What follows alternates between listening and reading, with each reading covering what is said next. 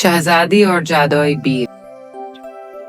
एक दफा का जिक्र है कि एक बहादुर शहजादी ने एक जादुई जंगल में जादुई बीर तलाश किए।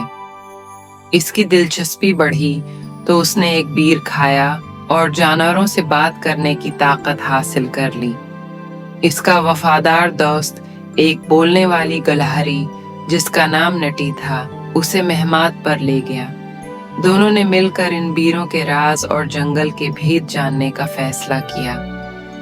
एक दिन उन्हें एक अक्लमंद बूढ़े कछुए से मुलाकात हुई जिसने एक छिपे हुए खतरे की खबर दी। एक जालिम चुड़ैल इन बीरों को अपनी बुराई के मंसूबों के लिए इस्तेमाल करना चाहती थी। शहजादी और नट्टी ने चुड़ैल को शिकस्त देने के लिए एक खतरनाक सफर शुरू किया। उन्होंने नए दोस्त बनाए जिनमें एक मेहरबान अलो और एक बहादुर लोमड़ी शामिल हैं थे। हर दोस्त ने अपनी खास सलाहियतों से मदद की। शहजादी ने अपनी जानवरों से बात करने की ताकत से जंगल के जानवरों को इकट्ठा किया।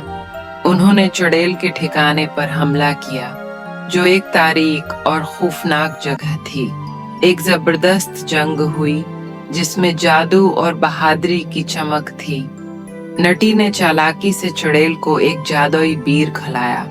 बीर ने चुड़ैल की ताकत खत्म कर दी और उसे एक बेजरर पौधे में बदल दिया। जंगल में अमन वापस आ गया और बीरों के जादू ने सब कुछ ठीक कर दिया। शहजादी और नटी ने अपनी मेहमान जारी रखी और नए तजुर्बात की तलाश में निकल पड़े।